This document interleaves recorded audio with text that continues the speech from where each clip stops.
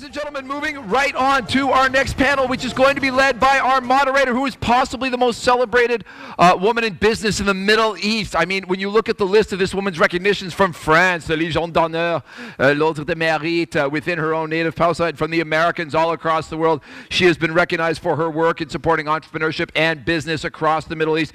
Please welcome the editor-in-chief of the Middle East Business Review, Ms. Amal Darmek Masri. Please come and take the big chair. Thank you very much. Thank you. Please have a seat. We would also like to welcome her to speak today. Artan Salina, Chief Executive Officer of the BPB Bank from Kosovo. He's held that position since 2016, almost 20 years in the banking sector. So, great person to come and speak to us today. Balaz Hendrik, known to everybody here who has been here yesterday, of course, the representative of the V4, Consul General to Istanbul from the government of Hungary. What you might not know that we haven't mentioned is that also a former banker and management consultant. So not just a diplomat, bringing some business to the fore. Thank you very much. As well, we would like to welcome Boštjan Skalar, Chief Executive Officer of the World Trade Association of Investment Promotion Agencies, rose to command the global investment promotion agencies after doing so for his native Slovenia. And it's a great one to have our panel. I'll let our moderator know your clock is over here, the countdown clock. You're good to go, a little bit less. We had some sessions run over. So, ladies and gentlemen, take it away. Thank you. I borrowed my husband's watch. Maybe it will work better. No. Stick to this one. Stick to this one. We'll see. Thank we'll you. See. All right. Good evening, everyone. I know it's very hard to host a session after lunch. And, you know, sometimes we're a bit sleepy, but I'm very appreciative of the number of present people today. I will start by just mentioning a few numbers, just to awaken us a little bit, and then I'll come back to our beautiful panelists.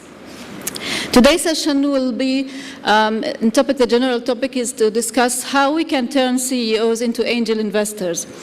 With some figures I have, like according to OECD, you know, the famous organization in Paris, 1.2% of startups were able to reach angel investors. $1.7 trillion gap in financing for micro and small and medium enterprise companies in the world. At the same time, we have 70% of startup fails within the first 5 years. We have 70% of angels' money, let's say, make profit not more than 1% of their money. We have 85% of the angel investors' money profit comes from only 10% of their investments. So let's say after thinking of these figures, I think some of the angel investors lack for experience, and that's why 85% comes only from 10% of the investments. And that means that they have to invest for more than 30 investments, which is a huge number. That's what I've been told by an expert this morning. So, with our very distinguished panelists today, let's discuss these issues and see if we can bring CEOs to the table and turn them into angels. I don't think putting, wings for these CEOs will be enough. I think we will need a little bit more tools for them, and we will hear this from our distinguished guest, Mr. Artan Salina, CEO of BPB Bank in Kosovo. Mr. Balaz. I like pronouncing your name. I trained myself to say it. It's your first name. Thank you. Consul General of Hungary in Istanbul. I think you have seen him in many sessions, and we enjoyed it really. Mr. Skalar, and you correct me for your first name. Boštjan. Mr. Boštjan Skalar, who is the CEO of World Trade Association's Investment Promotion Agencies in Slovenia, which is a big organization that has branches all over the world, I guess, in many countries. Members all over the world. All over the world. Let me begin, not with our host at my left directly, just not to do the expected role as in all sessions. Let me begin with Mr. Skalar. So I would like to ask you, with your background in economy, and now you're heading this umbrella of big promotion agency, as well with your previous diplomatic experience, merging all of this. Do you think that we can turn CEOs into angel investors, and whether it's a good idea? And how can we make them really active? And is it really risky? Because we have seen the business people losing money here and maybe winning big money there. How can we advise them to invest at the beginning with less money but more risk, or maybe at later stage when scaling up the business, putting less money with more money with less risk? The floor is yours. Thank you. Mr. Scalar. I would say like this: the CEOs normally are more institutionalized. So they are working more in an organized, let's say, environment, business environment. So they have they are running the company, which is larger scale. So they are used to have assistants for this and that. They have different departments. But we all know that startup scale-ups are sometimes one-man band, two-man band, Yes. whatever you name it. So I guess if we want to turn CEOs into the angel investors, it's possible, but they would rather invest into the scale-ups already, not into startups, to risk less. Maybe they would invest more, but they would risk less.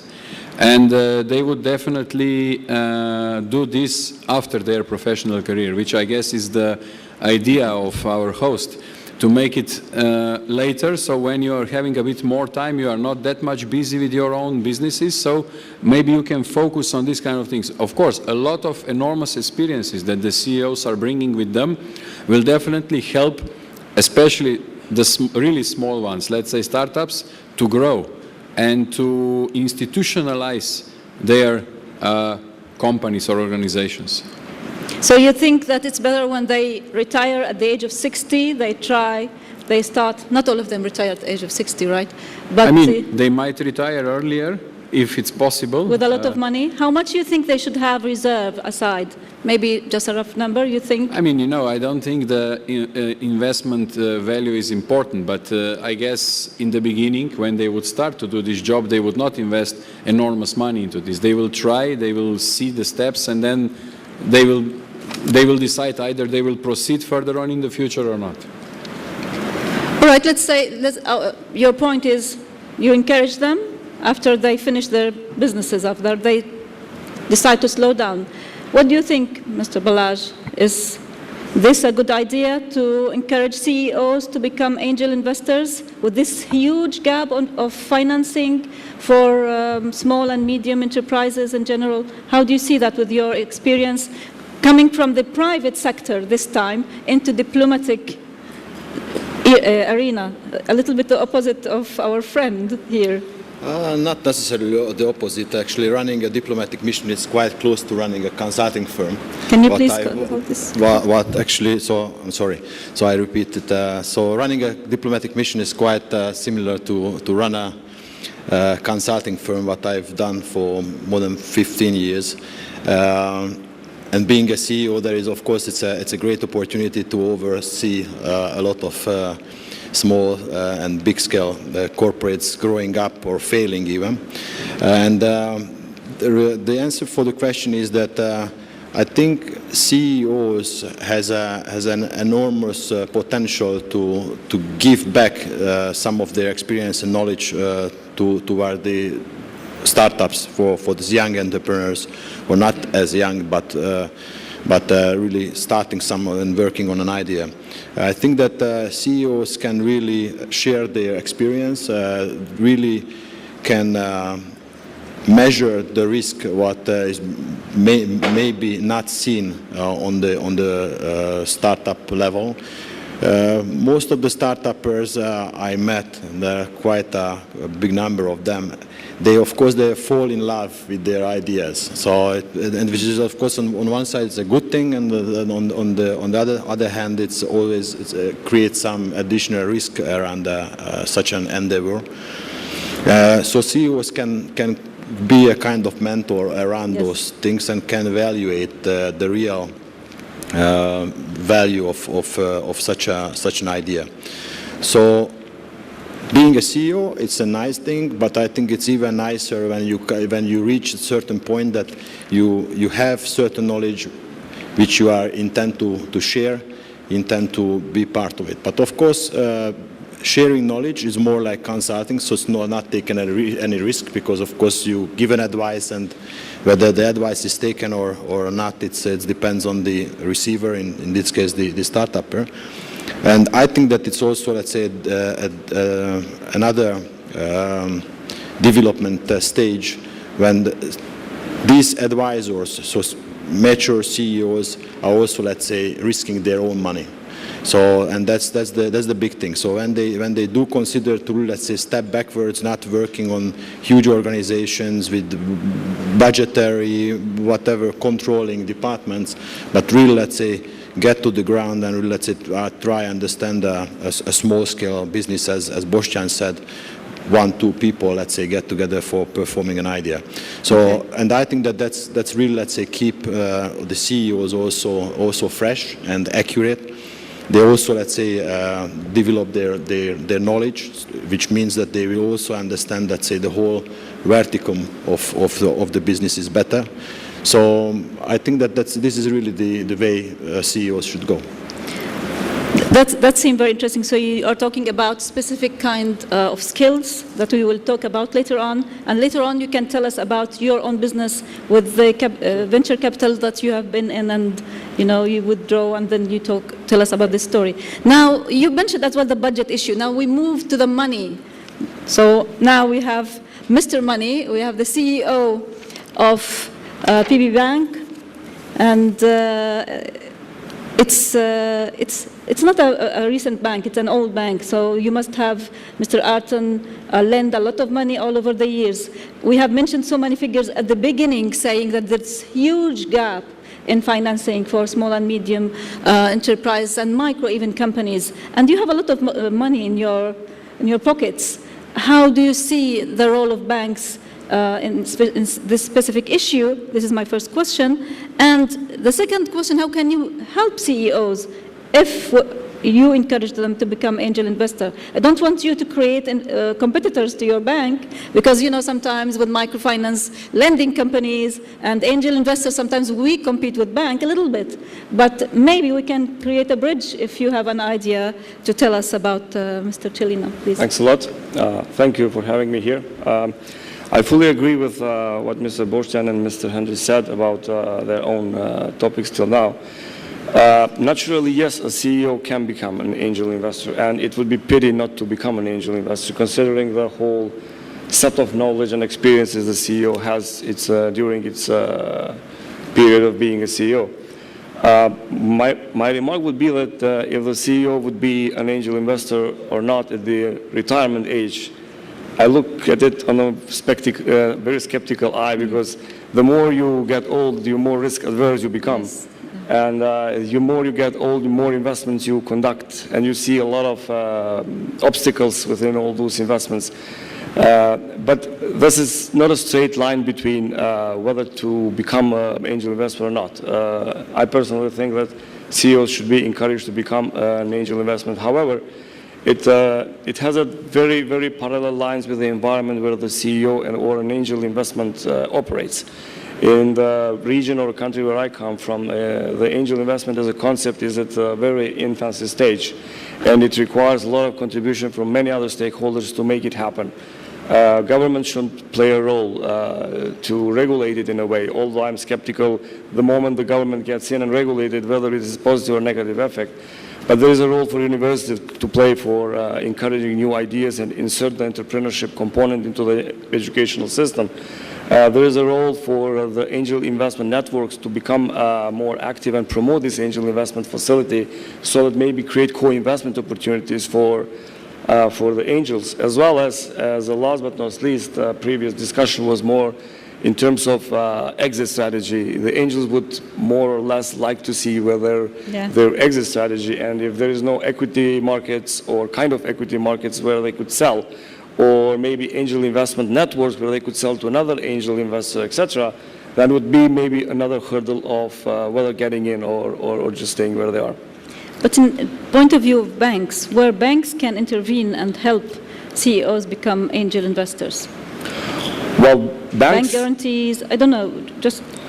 From my point of view, And I don't think that any bank has done something in the angel investment concept unless there are a few initiatives trying to organize angel investments around the bank where they can cooperate and create a bankable project for the future. But bank itself would be very difficult to play a role in the angel investment concept.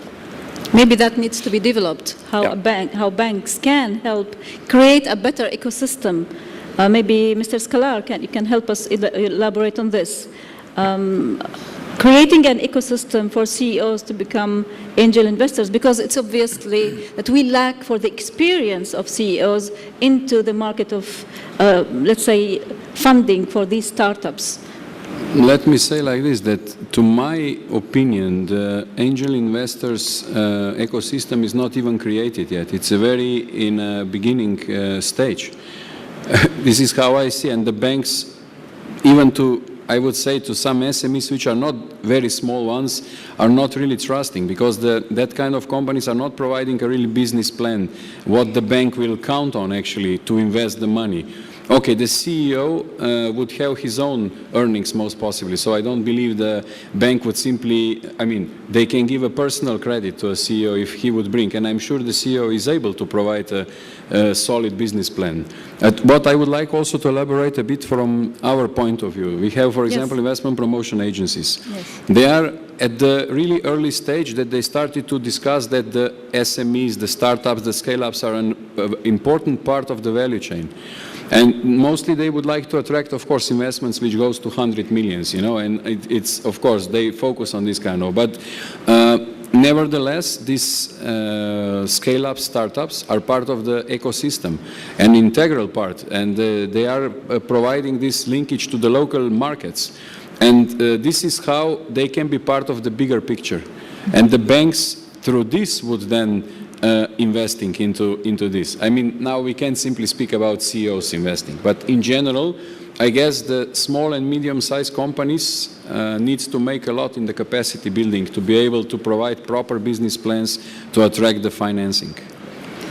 So with the promotion agencies around with, the, as you mentioned, members, do you give incentives? Because these agencies' roles is to bring in investment in each country. Depends on the country, of course. We have members from 130 countries all around the world. And they are all very different. So some of them are giving incentives also to the SMEs or startup scale-ups, but not many, to be honest. This is still the really beginning stage. It's not developed yet. So I think it's like a Virgin Island, let's say. Most possibly, the angel investments and CEOs. I think but it's the future, definitely. Yes, for the future. Maybe it's a recommendation for this Congress to establish more conversation on this issue. Go back to the experience issue, Mr. Balazs. Tell us about how your experience and your previous business with venture capital, because venture capital is completely different, not completely, but partially different from angel investments. So tell us about your experience, and I think the clock is ticking. Yes, let me answer the question. I mean, timing was backwards. So now, as you know, I'm from in the public sector, but I think it's also very important what the public sector can do towards SMEs, and we tackle this question in the answers of my colleagues here. Government has certain roles to encourage SMEs, startuppers, young entrepreneurs to really enter this risky endeavor. And I think that my role, and coming from consulting and lending for the time being in the public sector, can create a kind of bridge in between. So because I do know that how a corporate people thinking and how do they plan their businesses. And on the other side, I also, let's say, dealing with policy making, which can really, let's say, create a framework, let's say, supporting them. And in between, there are certain areas where we have to, let's say, fulfill the gap and fulfill with the seniority, with the knowledge, with the mentorship, which basically angel investors can deliver.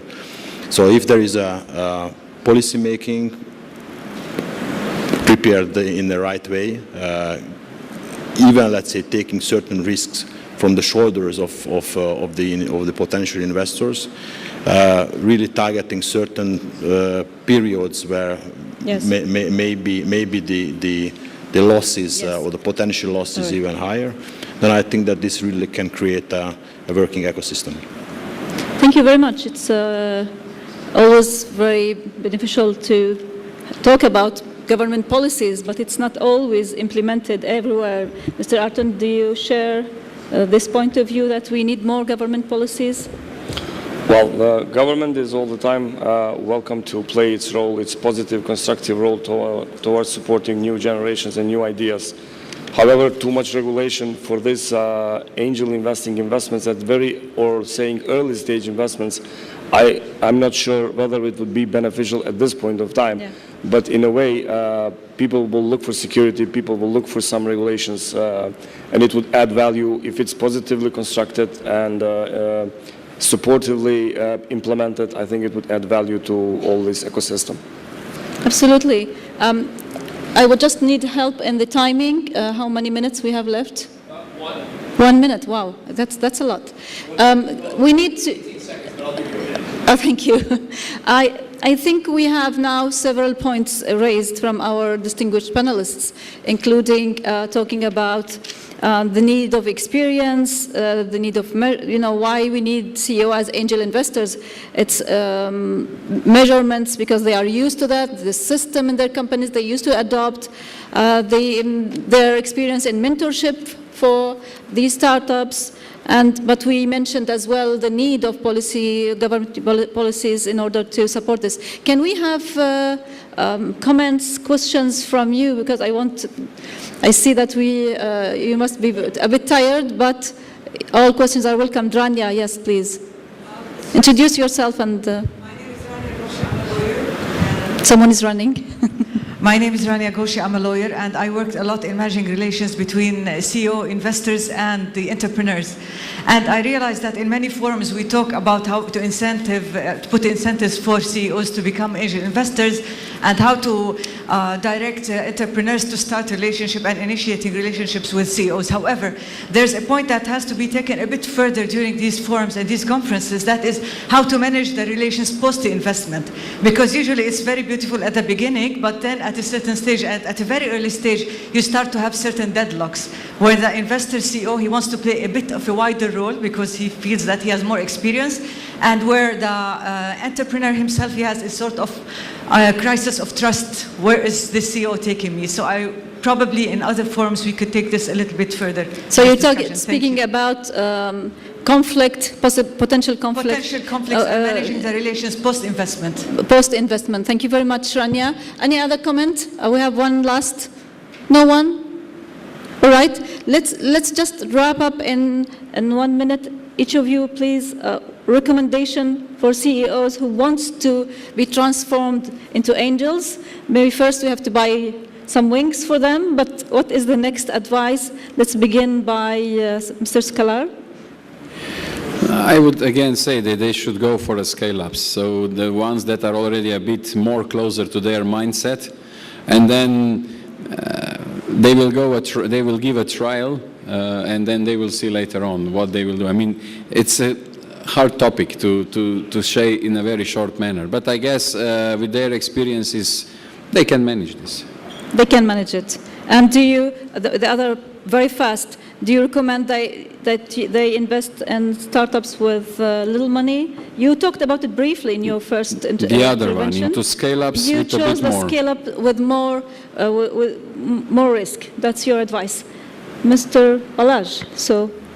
I make it quick. I see Andrew pushing hard. So I can see you, Andrew. I agree with Boštjan. So let's go step by step. Start with the scale-ups and learn around it. Boost your adrenaline, and then so feel excited about it. And of course, learning by doing is very important. Let's say investing into such small-scale businesses. Thank you very much, Mr. Arton, the banker. Yes.